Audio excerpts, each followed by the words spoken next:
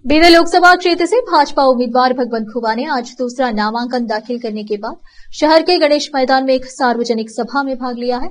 इस विशाल सभा का उद्घाटन बीदर दक्षिण के विधायक डॉ शैलेंद्र बेलदाड़े, शेणु सलगर, सिद्धप्पा पाटिल, अविनाश जाधव, जेडीएस के नेता पूर्व विधायक पंडप्पा खाशमपुर, जेडीएस जिला अध्यक्ष रमेश सोलपुर, भाजपा के जिला अध्यक्ष नेता बाबूवाली, रऊफुद्दीन कचेरीवाला, ईश्वर सिंह ठाकुर, शशि होसड़े सहित कई नेताओं ने इस विशाल सभा में संबोधन किया और भाजपा में प्रधानमंत्री मोदी द्वारा किए गए विकास कार्यों के बारे में बताया।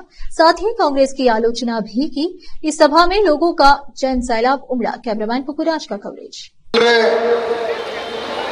ಬಂಡೆಪ್ಪ ಖಾಶಂಪುರ ಅವರೇ, ಶೈಲೇಂದ್ರ ಬೆಲ್ದಾಳೆ ಅವರೇ, ಸಿದ್ದು ಪಾಟೀಲ್ ರೇ, ಶರಣು ಸಲ್ಗಾರ್ ಅವರೇ, ಎಂಜಿ ಮುಳ್ಳಿ ಅವರೇ, ಮಲ್ಲಿಕಾರ್ಜುನ್ ಖೂಬಾ ಅವರೇ, ಎಸ್.ಕೆ. ಬೆಳ್ಳುಬಿ ಅವರೇ, ಅವಿನಾಶ್ ಜಾಧವ್ ಅವರೇ, ಉಮಾಕಾಂತ್ ಅಮರ್ಪಳ್ಳಿ ಅವರೇ, ಸೂರ್ಯಕಾಂತ್ ಅಮರ್ಪಳ್ಳಿ ಅವರೇ, ಡಿ.ಕೆ. ಸಿದ್ದರಾಮ್ ಅವರೇ,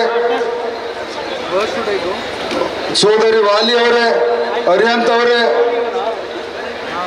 ನಮ್ಮ ಬಾಬುರಾವ್ ಮದ್ಕಟ್ಟಿ ಅಣ್ಣವರೇ, ಶಿವನಾಥ್ ಮಂಟಾಳ್ಕರ್ ಅವರೇ, ಯಾಕಪ್ಪರ್ ಅವರೇ, ಹರ್ಷಾನಂದ್ ಅವರೇ, ಬಾಬುರಾವ್ ಕಾರ್ಬಾರಿ ಅವರೇ, ಬಸವರಾಜ್ ಆರ್ಯ ಅವರೇ ಹಾಗೂ ಸಮಸ್ತ ಇಂಥ ಒಂದು ಭವ್ಯ ದಿವ್ಯ ವೇದಿಕೆ ಮೇಲಿರುವಂಥ ಎಲ್ಲ ಭಾರತೀಯ ಜನತಾ ಪಕ್ಷ ಮತ್ತು ಜನತಾ ದಳದ ಮುಖಂಡರೇ, ಇಷ್ಟು ದೊಡ್ಡ ಸಂಖ್ಯೆಯಲ್ಲಿ ಜನಸಾಗರವೇ ಹರಿದು ಬಂದಿದೆ ಅನ್ನುವಂಥ ರೀತಿಯಲ್ಲಿ ಕಳೆದ 3 ತಾಸಿನಿಂದ ಎಲ್ಲಿ ನೋಡಿದಲ್ಲಿ ಜನಸಾಗರವೇ ಜನಸಾಗರ.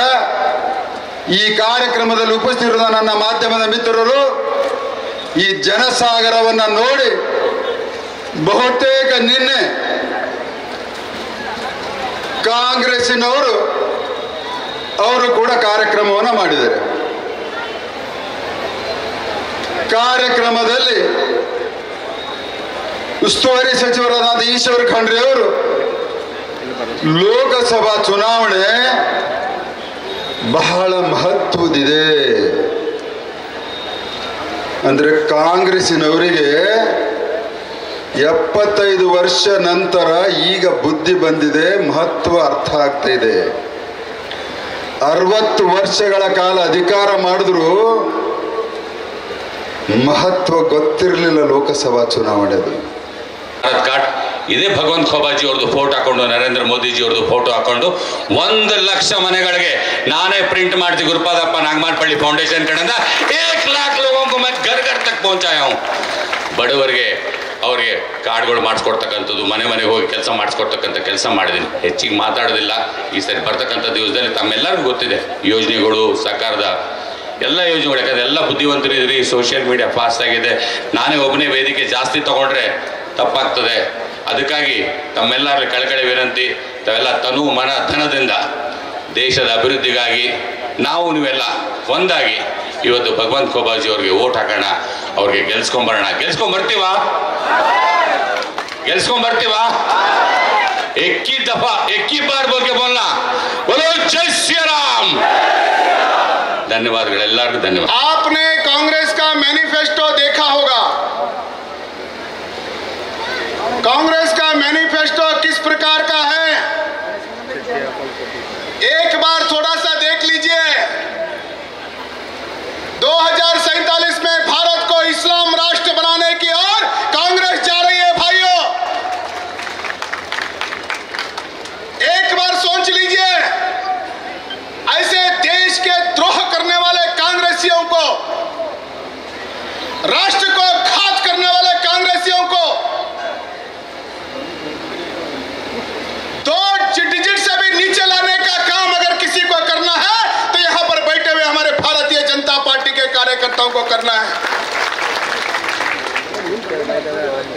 हमारे वरिष्ठों ने बहुत से विचार आपके सामने रखे होंगे. भैया, हम 400 साल तक भगवान राम के लिए लड़ते रहे. हमने 400 साल तक लड़ाई की है ना, 400 साल तक लड़ाई की है ना. एक बार जोर से बताओ, 400 साल तक लड़ाई की है ना, किया ना भैया. 3 लाख लोगों को हमने गंवाया है. 3 से 3.5 लाख लोगों को हमने भगवान राम के मंदिर के लिए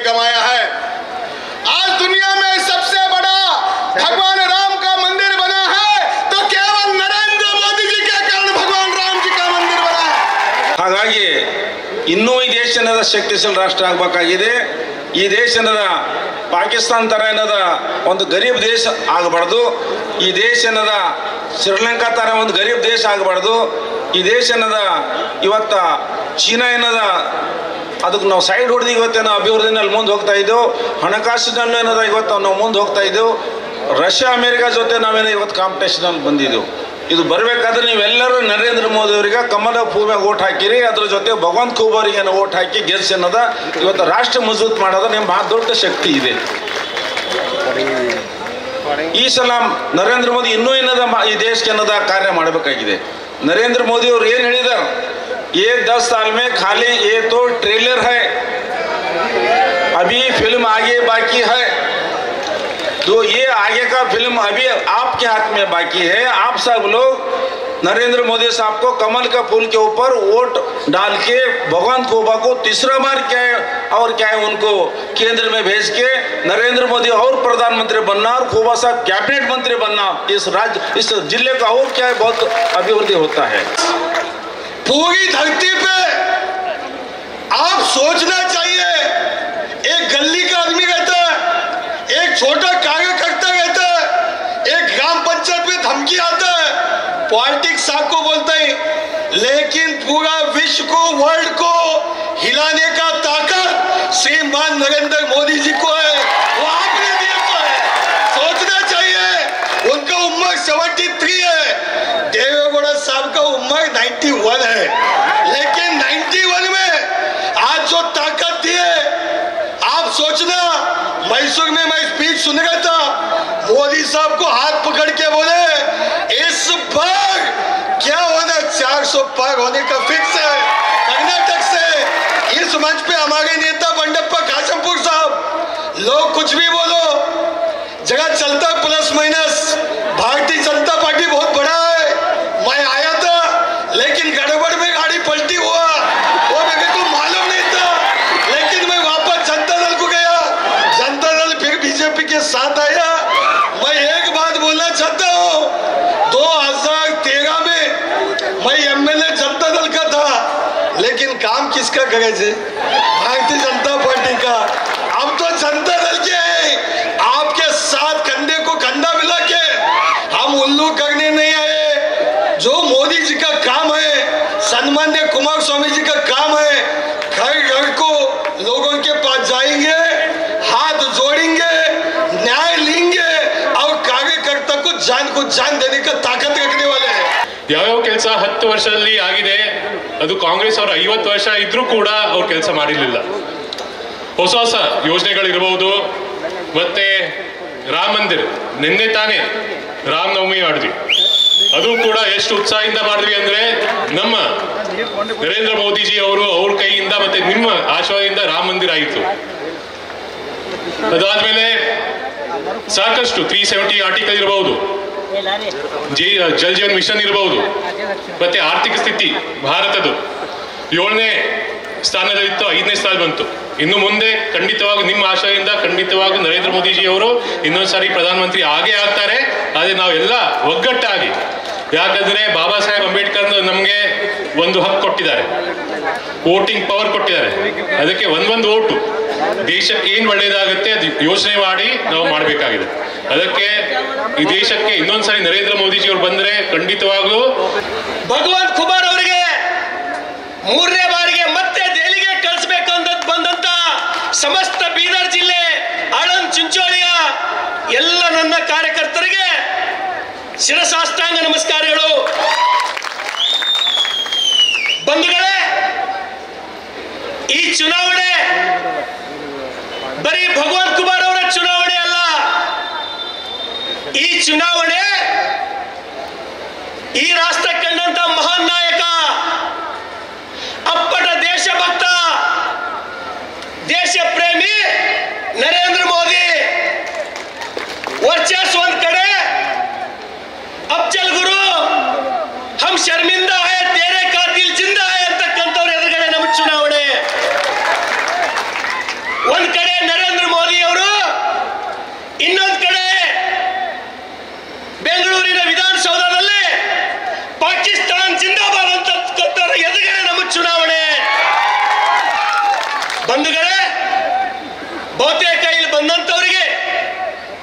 ನಾನು ಜಾಸ್ತಿ ಏನು ಹೇಳೋದಿಲ್ಲ. ಈಗಾಗಲೇ ಎಲ್ಲರೂ ನರೇಂದ್ರ ಮೋದಿ ಅವರನ್ನ ಪ್ರಧಾನಮಂತ್ರಿಯನ್ನಾಗಿ ಮಾಡಬೇಕು, ಭಗವಂತ್ ಕುಮಾರ್ ಅವರಿಗೆ 3ನೇ ಸಲ ಹ್ಯಾಟ್ರಿಕ್ MP ಮಾಡ್ಬೇಕಂತ ಹೇಳಿ ಬಂದವರು. ಈಗಾಗಲೇ ತಮಗೆ ಗೊತ್ತಿದ್ದ ಹಾಗೆ ಈ 7ನೇ ತಾರೀಕಿನ ಈ ಮಹಾ ಯುದ್ಧ ಹಾಗೆ ಈ ಒಂದು ಲೋಕಸಭೆ ಚುನಾವಣೆ ಇದೆ ಗೊತ್ತಾ. ಇವತ್ತು ತಾವೆಲ್ಲ ನೋಡಿದ ಹಾಗೆ ಇಡೀ ಭಾರತ ದೇಶದಲ್ಲಿ ಒಂದು ಬಿರುಗಾಳಿ ಇದ್ದೇ ಇದೆ ಗೊತ್ತಾ. ಅದು ಏನಂತಂದ್ರೆ ಮೋದಿ ಅವರಿಗೆ 3ನೇ ಸಲ ಪ್ರಧಾನಮಂತ್ರಿಗಳು ಮಾಡಬೇಕಂತ. ಅದರ ಹಾಗೆ ಇವತ್ತ ಏನು ನಿನ್ನೆ ಕಾಂಗ್ರೆಸ್ದವರು ನಮ್ಮ ಹುಮ್ನಾಬಾದ್ನಲ್ಲಿ ಮಾತಾಡಿದಾಗ ಹೇಳ್ತಾ ಇದ್ರು, ಹುಮ್ನಾಬಾದ್ನಲ್ಲಿ ಅವ್ಯವಸ್ಥೆ ಆಗ್ತಾ ಇದೆ, ಹಾಗಾಗ್ತಾ ಇದೆ ಅಂತ ಅಲ್ಲಿನ ಕೆಲವು ಮುಖಂಡರುಗಳು ಮಾತಾಡ್ತಿದ್ರು. ಇವತ್ತು ನಾನು ಹೇಳಕ್ಕೆ ಇಚ್ಛೆ ಪಡ್ತೀನಿ, ನಮ್ಮ ಹುಮ್ನಾಬಾದಕ್ಕೆ ಯಾವಾಗಾರ ಸ್ವಾತಂತ್ರ್ಯ ಸಿಕ್ಕ್ಯದ ಅಂತಂದ್ರೆ ಈ ವಿಧಾನಸಭೆ 2023 ಈ ವಿಧಾನಸಭೆಯಲ್ಲಿ ಏನು ನನ್ನನ್ನು ಗೆಲ್ಸ್ಯಾರ ಅವಾಗ ಮಾತ್ರ ಇವತ್ತು ಸ್ವಾತಂತ್ರ್ಯ ಸಿಕ್ಕಿದೆ. ಇವತ್ತು ಕಾಂಗ್ರೆಸ್ ಆಡಳಿತದಲ್ಲಿ ನಾನು ಕೂಡ ಅವಾಗಿದ್ದೆ. ಕಾಂಗ್ರೆಸ್ದವ್ರದ್ದು ಹೆಂಗಿದೆ, ಯಾವ್ಯಾವ ಒಂದು ಕಾಂಗ್ರೆಸ್ ಕಾರ್ಯಕರ್ತ ಆಗಲಿ ಕಾಂಗ್ರೆಸ್ ಮುಖಂಡ ಆಗಲಿ ಒಂದು ಒಳ್ಳೆ ಪ್ಯಾಂಟ್ ಅಂಗಿ ಹಾಕೊಂಡ್ರೆ ತೆಳಗಿಂದ ಹಿಡಿದು ಮ್ಯಾಕ್ ಸ್ಕ್ಯಾನಿಂಗ್ ಮಾಡ್ತಾರೆ ಇವ್ರಿಗೆ ಗೊತ್ತಾ. ಆ ಥರ ದಬ್ಬಾಳಿಕೆ ಹುಮ್ನಾಬಾದ್ ಮತಕ್ಷೇತ್ರದಲ್ಲಿ ಕಾಂಗ್ರೆಸ್ದವ್ರು ಇದೆ ಇದು ಗೊತ್ತಾ. ತಮಗೆ ಗೊತ್ತಿದೆ, ಬರ್ತಕ್ಕಂಥ 7ನೇ ತಾರೀಕು ಆನೆ ವಾಲೆ 7 तारीख को बहुत महत्वपूर्ण दिन है. ಯಾಕಂದ್ರೆ ಇಬ್ಬರು ಮುಚ್ಚದಿಗಳ ನಡುವೆ ಜಗ್ಗಿ ಕುಸ್ತಿಯನ್ನ ಇವತ್ತು ಏರ್ಪಟ್ಟಿದೆ. ಆದರೆ ಅಭ್ಯರ್ಥಿಗಳ ನಡುವೆ ಅಷ್ಟು ಸಮೀಕರಣ ಇಲ್ಲ. ಯಾವ ಪಕ್ಷದ ಜನ ಇವತ್ತು ಕಾಂಗ್ರೆಸ್ನವರು ಭಾರತೀಯ ಜನತಾ ಪಕ್ಷದ ಮೇಲೆ ಗೂಬೆಯನ್ನು ಕೂಡಿಸ್ತಾ ಇದ್ದಾರೆ, ತನ್ನ ಹೇಳಿಕೆಗಳಲ್ಲಿ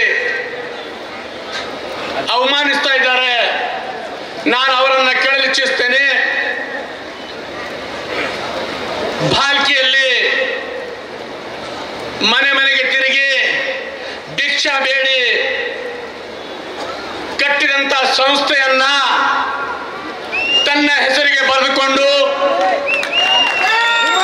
ಅದರ ಆಳ್ವಿಕೆಯನ್ನು ಮಾಡ್ತಾ ಇದ್ದೀರಿ. 8 ಕ್ಷೇತ್ರದಿಂದ ಜನ ಬಂದು ಬೀದರ್ಲಲ್ಲಿ ಒಂದೇನು ದಿಗುಲ್ ಬಾರಿಸಿರಿ. ಇದು ಕರ್ನಾಟಕದಾಗೆ ಬೀದರ್ನಿಂದ ನನಗೊಂದು ಸಂದೇಶ ಹೋಗುತ್ತೆ ಬಂಧುಗಳೇ. ನಾನು ನೋಡಿದ್ದೀನಿ, ನಿನ್ನೆ ನಾನು ಕನಕಪುರದಾಗಿದ್ದೆ,